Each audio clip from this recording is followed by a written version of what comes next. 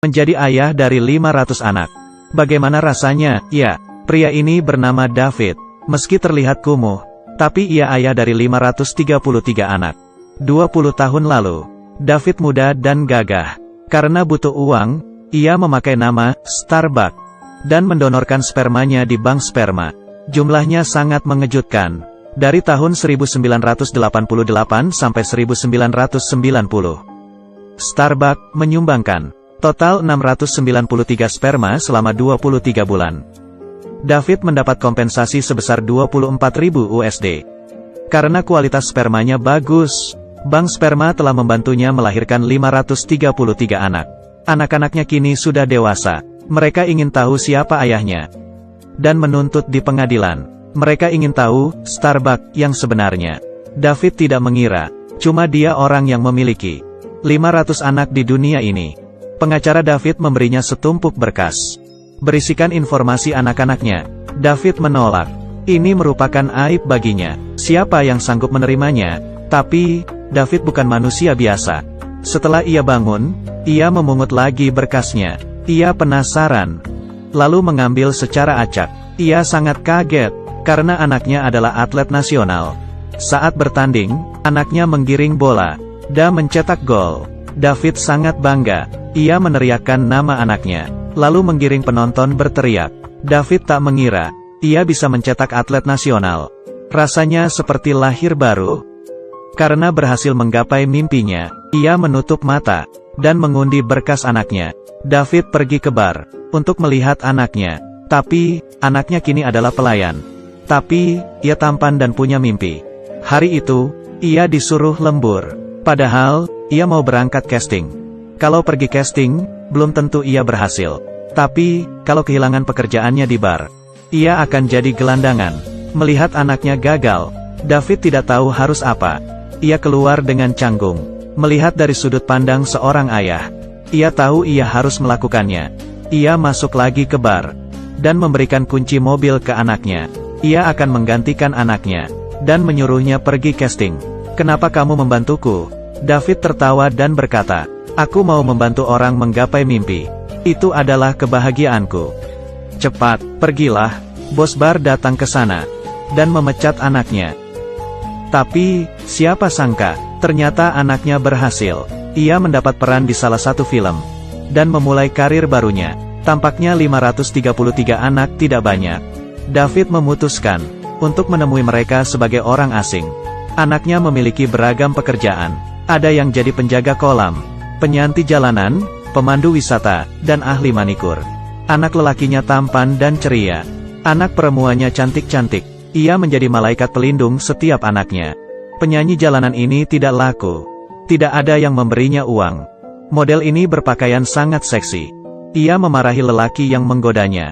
Tamu pemandu wisata ini pergi. Hanya David yang bertahan. Ia juga punya anak tukang mabuk.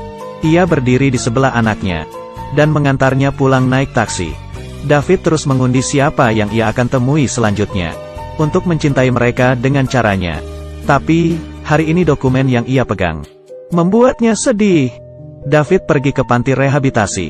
Dia merupakan anaknya yang termuda dan paling tidak beruntung. Anaknya lumpuh dari lahir. Bahkan, ia tak bisa bicara. David tidak memberitahunya bahwa ia ayahnya dan tidak mengajak anaknya mengobrol. David menemaninya nonton TV, berjemur di luar, dan menyuapinya. Ia menyalahkan dirinya sendiri. Kalau bukan karena gennya, anaknya pasti normal. David tidak tahu harus melakukan apa. Malamnya, David pulang dengan rasa bersalah. Perawat di sana berkata, "Kamu sudah melakukan yang terbaik. Perhatian adalah yang paling dibutuhkan anak itu." David lalu pergi ke komunitas anak-anak yang menuntutnya. David pura-pura menjadi ayah angkat putra termudanya. Ia tidak peduli ia dituntut. Ia berdiri menatap mereka. Beberapa wajah terasa familiar. Suasana hatinya campur aduk. Meski ia tak mengenal mereka, tapi ia mencintai masing-masing anaknya. Anak lelaki di sebelahnya memberi David mikrofon. Karena mengira ia mau bicara, ia mengambil mikrofon itu dan mengatakan isi hatinya. "Aji tahu aku tidak mengenal kalian. Tapi, aku mencintai kalian. Setiap dari kalian. Kalian bersusah payah mencari Starbuck. Tapi, jangan lupakan satu hal. Kalian semua adalah kakak adik. Kalian sudah menemukan satu sama lain. David juga ikut acara anak-anaknya. Mereka berkemah, barbecue, dan main layang-layang. Malamnya, mereka membakar api unggun dan berbagi cerita. Esok subuhnya, mereka melihat matahari terbit. Akhirnya, David mengatakan kebenaran pada putra termudanya. Aku ayahmu.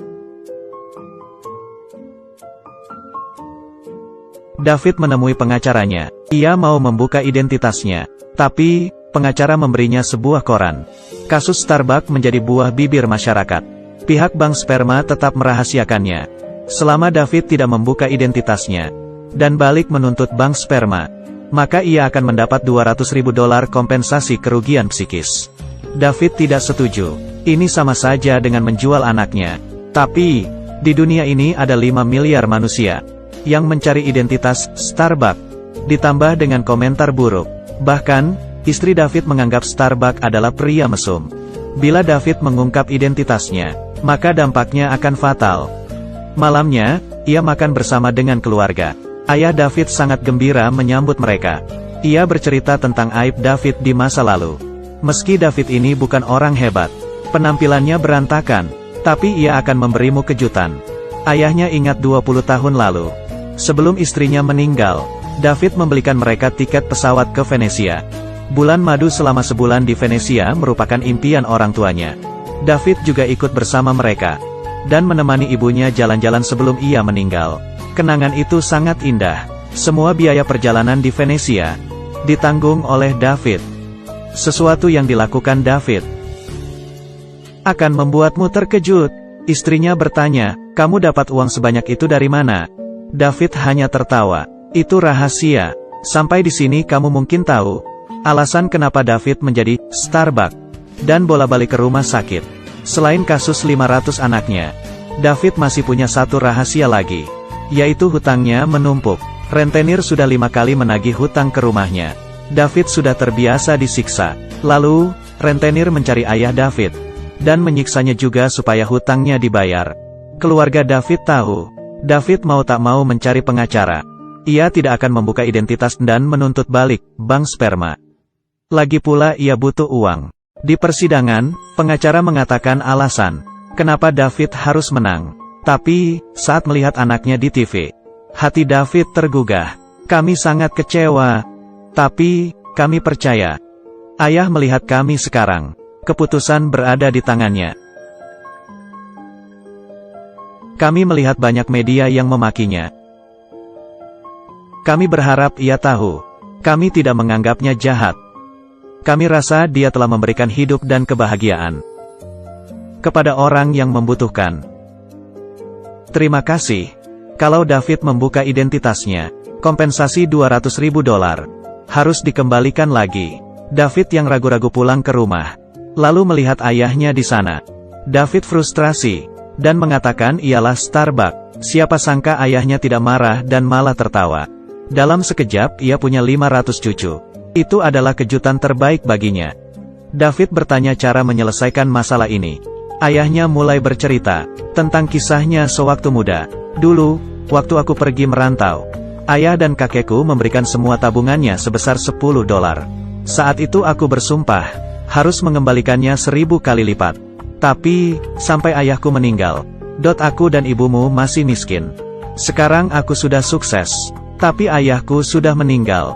Tapi, kebahagiaan terbesarku adalah setiap hari berada di sisimu.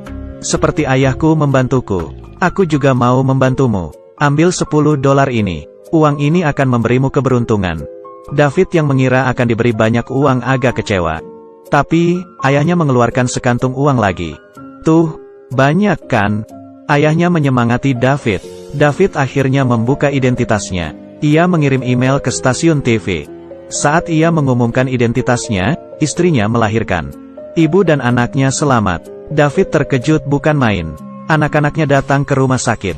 Mereka membawa banyak hadiah untuk merayakan. David dipeluk ratusan orang. Tapi, yang paling bahagia adalah bayi David. Begitu lahir sudah punya 500 saudara. Oke, film selesai. Aku Kaki Minyak, sampai jumpa.